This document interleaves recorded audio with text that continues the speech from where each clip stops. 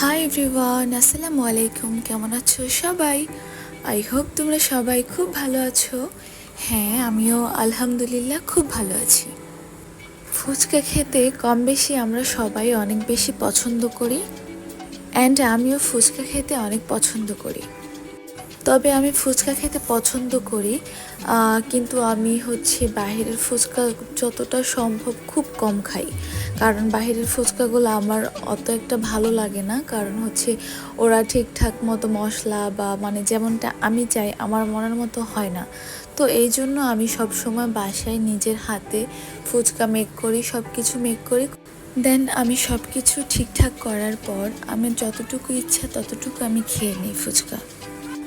আরেকটা ব্যাপার আমার সাথে সবসময় হয়, সেটা হচ্ছে আমি যেই জিনিসটা নিজের মনের মতো করে মেক করি ওই জিনিসটা খেতে আমার অন্যরকম তৃপ্তি লাগে এবং ভালো লাগে। আমি জানি না এটা অন্য কারোর সাথে হয় কিনা, বাট এটা আমার সাথে হয়। তো চলো কথা না বাড়িয়ে আজ তোমাদের সাথে আমি শেয়ার করব ফুচকা বানানোর প্রথম থেকে অ্যান্ড লাস্ট পর্যন্ত সব কিছু ডিটেলস।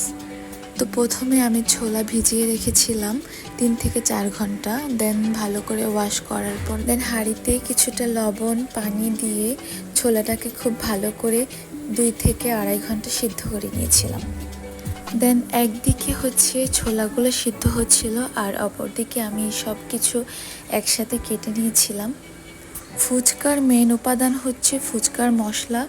যদি মশলা ঠিকঠাকভাবে না হয় তাহলে তোমার ফুচকা একদমই ভালো লাগবে না। তাই আমি সবগুলো মশলা খুব সুন্দর করে ভেজে নিয়েছিলাম, অ্যান্ড পাটার মধ্যে আমি মশলাগুলো খুব ভালোভাবে গুঁড়ো করে নিয়েছিলাম। ঠিক এভাবে মশলাগুলোকে খুব ভালোভাবে গুঁড়ো করে নিতে হবে। ফুচকা চটপটি যাই হোক না কেন, একটা ব্যাপার মাথায় রাখতে হবে, ফুচকা এবং চটপটির মধ্যে মশলাটাই মেন। কারণ মশলা যদি তোমার ঠিকঠাক মতো না হয় তাহলে তোমার ফুচকা কিংবা চটপটি কোনো কিছুই ভালো লাগবে না খেতে। অ্যান্ড অন্যদিকে সিদ্ধ করা ছোলাটাকে আমি খুব ভালো করে ম্যাশ করে নিয়েছিলাম। দেখতেই পাচ্ছ ঠিক এভাবে ম্যাশ করে নিতে হবে। দেন একটি বলের মধ্যে মশলা এবং সব কিছু একসাথে মিক্স করব। আর ফুচকার মূল আকর্ষণ হচ্ছে টক। টকটা ভালো না হলে ফুচকা খেতেও একদমই ভালো লাগবে না। তাই অবশ্যই ফুচকার টকটা খুব ভালো করে বানানোর চেষ্টা করবেন। আমি টকটাকে আরও বেশি মজাদার করার জন্য ধনেপাতা কাঁচামরিচ সব কিছু একসাথে দিয়ে দিচ্ছিলাম।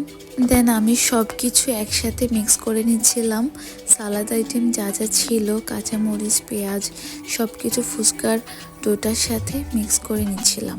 তারপর সব কিছু মিক্স করার পর আমার ফুচকা বানানো একদম কমপ্লিট। তোমরা দেখতেই পাচ্ছ অসাধারণ মজাদার ফুচকা বানিয়ে ফেলেছি আমি নিজে বাসায়।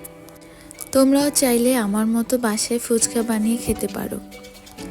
যদিও ফুচকা খুব একটা স্বাস্থ্যকর খাবার না, তারপরও আমরা সবাই কম বেশি ফুচকা খেতে অনেক পছন্দ করি। বাট বাইরে যে ফুচকাগুলো পাওয়া যায় ওগুলোর মধ্যে ঠিকঠাক ওরা মশলা দিবে না, না হলে নোংরা পরিবেশ থাকবে, ভালোভাবে বানাবে না। তো এই ব্যাপারটা আমার কাছে খুব একটা ভালো লাগে না। তাই আমি সবসময় বাসায় ট্রাই করি খুব সুন্দরভাবে পরিপাটিভাবে ক্লিন করে বানানোর জন্য। এই যে আমি ফুচকা বানানোর পর আমার সুন্দর পরিপাটি সাজানো গোছানো বেলকনিতে চলে এসেছি, বসে বসে আলোর মধ্যে ফুচকা খাবো তাই। ওকে, তো সবাই ভালো থাকো। আবারও দেখা হচ্ছে আরও একটি নতুন ব্লগে। ততক্ষণ পর্যন্ত সবাই খুব ভালো থাকো। এবং যারা যারা আমার ভিডিওটি দেখছো, কোথা থেকে দেখছো অবশ্যই কমেন্টস করে জানাবা। অ্যান্ড আমার পেজটি ফলো করবে, আমার ইউটিউব চ্যানেলটি সাবস্ক্রাইব করবে। Thanks for watching my full video.